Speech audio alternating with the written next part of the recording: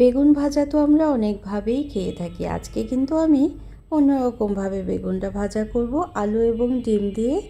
আসসালামু আলাইকুম, আমন্ত্রণ জানাচ্ছি আজকে এপিসোডটি দেখার জন্য জেন কুকিং চ্যানেলে। আশা করছি কাছে দূরে সবাই অনেক বেশি ভালো আছেন। আর থাকবে মিষ্টি কুমড়ার চপ।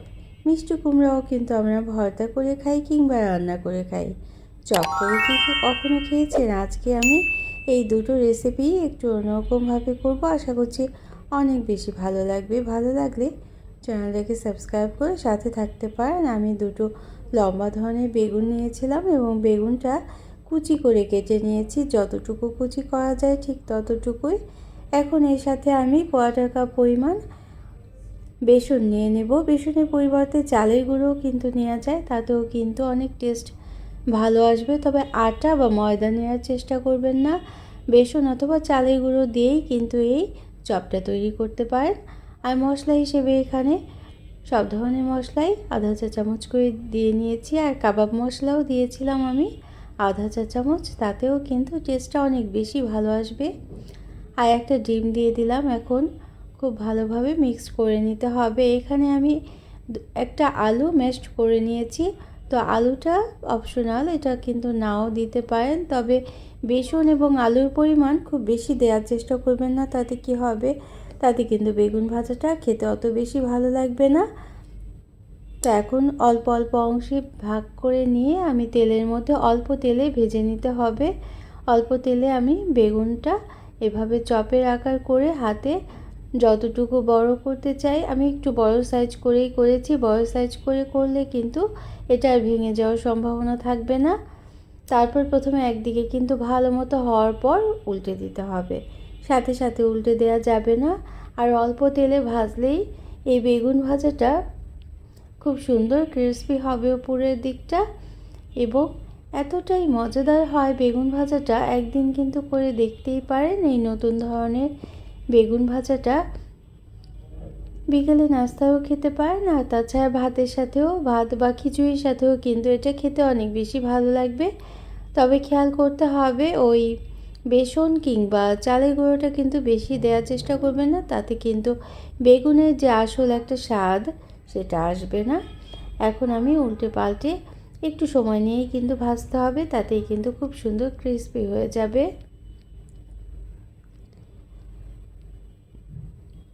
তো বেগুন ভাজা কিন্তু আমরা অনেকভাবেই খেয়ে থাকি, এভাবে করেও একদিন খেতে পারেন।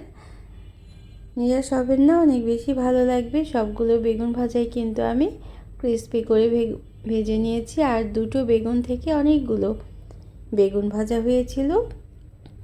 তো এখন আমি মিষ্টি কুমড়ার চপটা তৈরি করব। এজন্য আমি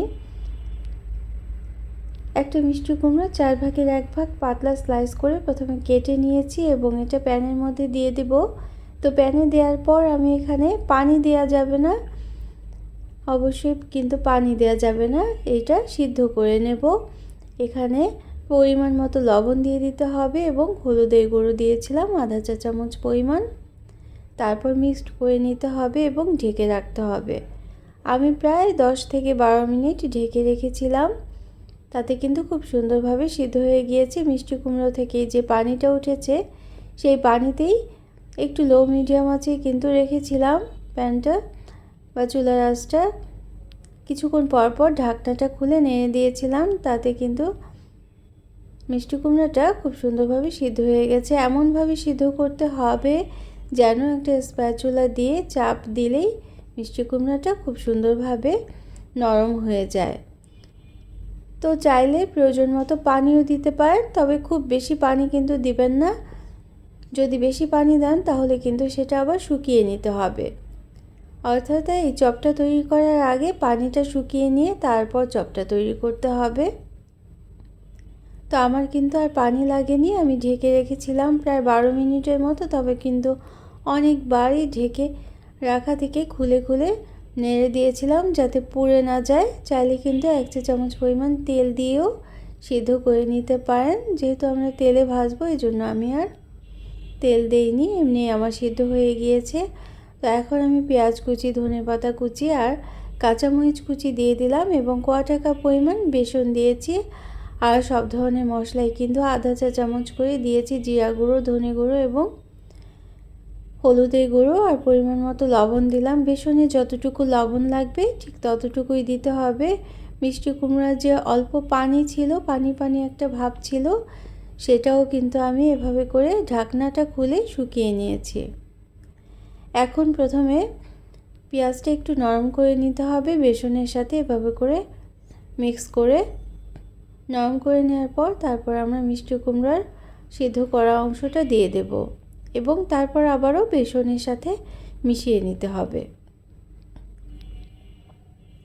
তো এই পর্যন্ত যারা দেখলেন একটা লাইক দিতে ভুলে গিয়েছেন, অবশ্যই কিন্তু এই মুহূর্তে একটা লাইক দিয়ে দিতে পারেন, আর প্রয়োজনে কমেন্ট করতে পারেন এবং শেয়ার করতে পারেন ফ্রেন্ডস অ্যান্ড ফ্যামিলির সাথে। আর যারা প্রথম ভিজিট করছেন তারা চাইলে চ্যানেলটিকে সাবস্ক্রাইব করে বেল বাটন প্রেস করে অল অপশনটা সিলেক্ট করে সাথে থেকে যেতে পারেন। তো এই মিষ্টি কুমড়ার চপটাও কিন্তু আমি অল্প তেলেই ভেজে নেব, ডুবো তেলে ভাজার কিন্তু কোনোই দরকার নেই।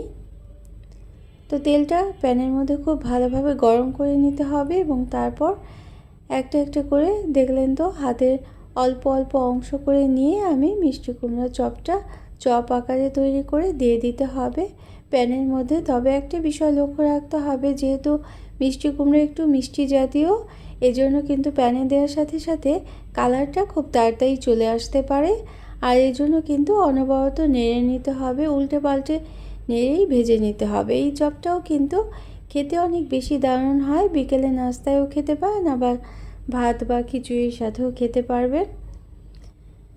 তো কেমন লাগলো আমার এই দুটো রেসিপি অন্য ধরনের, অবশ্যই কিন্তু জানাতে পারেন।